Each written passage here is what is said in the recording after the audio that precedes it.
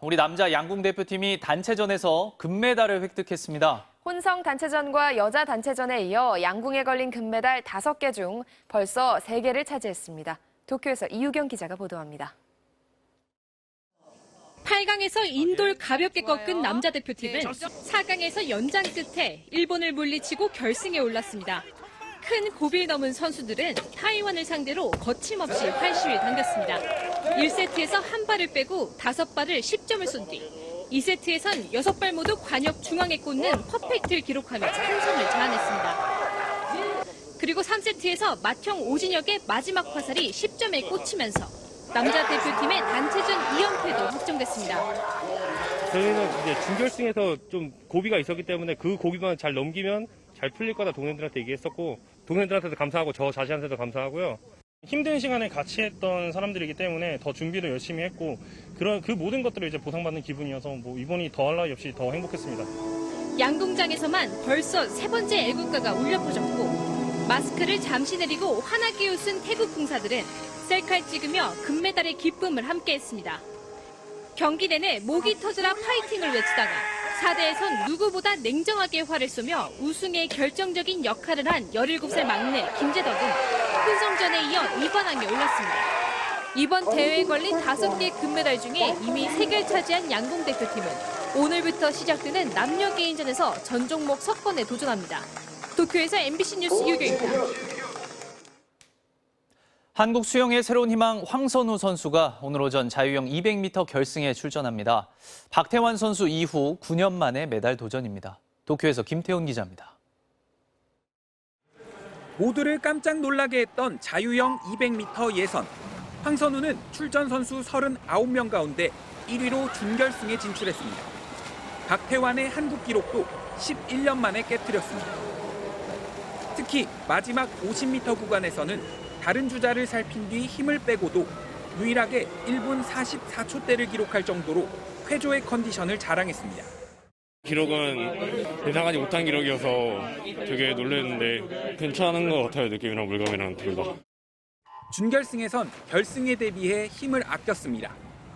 세계 랭킹 1, 2위 사이에서 페이스를 조절했고 예선보다 1초 정도 느린 1분 45초 53을 기록하며 전체 6위로 결승에 진출했습니다. 컨디션이 좀 다운된 것 같아서 지금 관리 잘해서 컨디션을 끌어올려야 될 것 같아요. 생애 첫 올림픽에서 결승에 오른 황선우는 박태환 이후 9년 만에 메달에 도전합니다. 지난 1년 동안 세계 주니어 신기록을 3차례나 갈아치울 정도로 상승세인데다 예선에서 세운 기록이 지난 리우올림픽에서 금메달을 차지했던 중국 순양의 기록보다 빨라 메달 기대감을 한껏 높이고 있습니다. 태환 형을 보고 우리 한국인도 올림픽 메달 따는 게 불가능한 일은 아니구나. 황선우는 잠시 뒤 이곳에서 열릴 결승전에서 한국 수영의 새 역사에 도전합니다. 도쿄에서 MBC 뉴스 김태훈입니다. 유도에서는 안창림 선수가 값진 동메달을 따냈습니다. 일본의 귀화제를 뿌리치고 당당히 한국 국적을 선택했던 안창림 선수, 투혼을 보여줬습니다. 손영 기자입니다. 출발은 순조로웠습니다. 32강에서 리우올림픽 66kg급 금메달리스트인 이탈리아 선수를 절반으로 꺾은 안창림. 코피 투혼을 벌인 16강에 이어 이변 없이 4강까지 올라갔습니다. 하지만 체력이 발목을 잡았습니다. 3경기 연속 연장 혈투로 체력이 고갈된 안창림은 4강전에서 또다시 경기를 연장으로 끌고 가며 어려운 경기를 펼쳤고 결국 지도 3개를 받고 반칙패를 당했습니다.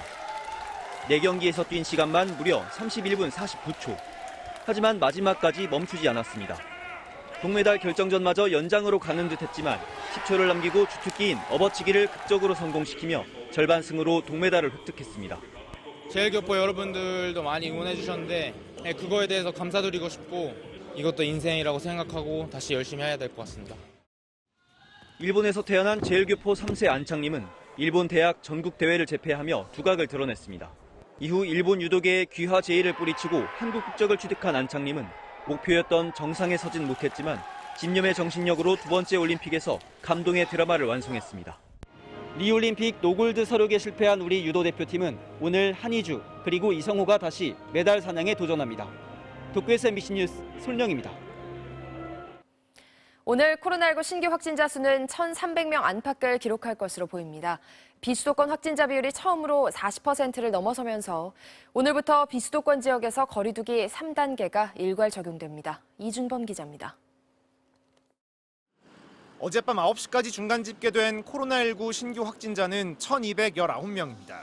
전날 같은 시간대보다는 33명 줄었지만 일주일 전 월요일과 비교하면 62명이 더 많은 수치입니다. 오늘 오전 발표되는 공식 확진자 수는 지난주에 이어 월요일 기준 최고치를 또 경신할 가능성이 높아졌습니다. 1,000명대 확진자가 이어지는 것이 오늘로 21일째. 어제 나온 일요일 기준 확진자 수도 최고치를 기록하는 등 4차 대유행 확산세가 잡히지 않고 있습니다. 게다가 어제 비수도권 확진자는 4차 대유행 이후 처음으로 40%를 넘었습니다. 수도권 확진자는 정체 현상을 보이는 반면 여름 휴가를 통한 풍선 효과가 겹치면서 비수도권 확진자가 계속 증가하는 겁니다. 이에 따라 오늘부터 비수도권 지역의 거리 두기 3단계가 일괄 적용되고 대전 등 일부 지역은 4단계로 격상합니다. 여기에 전파력이 강한 델타 변이가 이미 우세종으로 자리 잡은 것으로 나타나 우려를 더하고 있습니다. 지난달 말 3.3%에 불과했던 델타 변이 검출률은 약 한 달 만인 지난주 48%까지 치솟았습니다. 다른 나라의 델타 변이의 확산 속도로 볼 때 지금 최소한 과반 이상으로 어찌면 곧 전체 유행이 델타 변이라고 간주를 해도 될 상황으로 판단이 됩니다.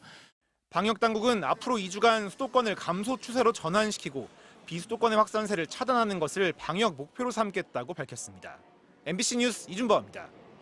모더나사가 백신 생산에 문제가 있다고 통보해 정부가 정확한 사실관계를 파악하고 있습니다. 50대 후반 접종이 어제부터 시작됐는데 다음 달 초부터는 화이자 백신을 맞게 됩니다. 박진주 기자입니다. 서울 양천구의 한 병원, 백신을 맞으려는 사람들이 줄을 서 있습니다. 예방주사를 맞았으니까 활동할 때 조금 더 이렇게 안전하다고 생각하는 그런 안정감이나 그런 게 조금 더 있을 것 같아요. 좀 더 자유롭게 움직여도 되겠다는 생각도 들 것 같아요. 그동안 정체 상태를 보였던 백신 접종이 대규모로 시작되면서 다시 속도를 낼 전망입니다. 55세 이상의 경우 이번 주 수도권 거주자는 화이자, 비수도권은 모더나 백신을 맞고 다음 달 초부터는 전부 화이자 백신을 맞을 예정입니다. 지난 23일 모더나사 측에서 생산에 문제가 생겨 공급 일정에 차질이 예상된다고 정부에 통보했기 때문입니다. 정부는 모더나 백신의 경우 예정된 일부 일정이 조정될 수도 있다고 전했습니다. 그리고 생산 차질의 정확한 내용을 파악 중이라고 밝히고 안정적인 공급을 위해 최선을 다하겠다고 강조했습니다. 모더나 측에서 생산 관련 이슈가 있다고 통보를 해왔습니다. 그래서 현재 저희는 사실관계 파악과 대책 마련을 위해서 수시 실무 협의를 진행하는 등 50세에서 54세는 다음 달 16일부터 접종이 시작되고 40대 이하는 8월 말 접종을 시작해 9월 안에 1차 접종을 마칠 계획입니다. 이와 함께 정부는 화이자 백신을 맞은 뒤 심근염으로 숨진 20대 남성 군인의 경우 백신과 심근염 부작용과의 연관성이 인정되는 첫 사례라고 밝혔습니다. MBC 뉴스 박진주입니다.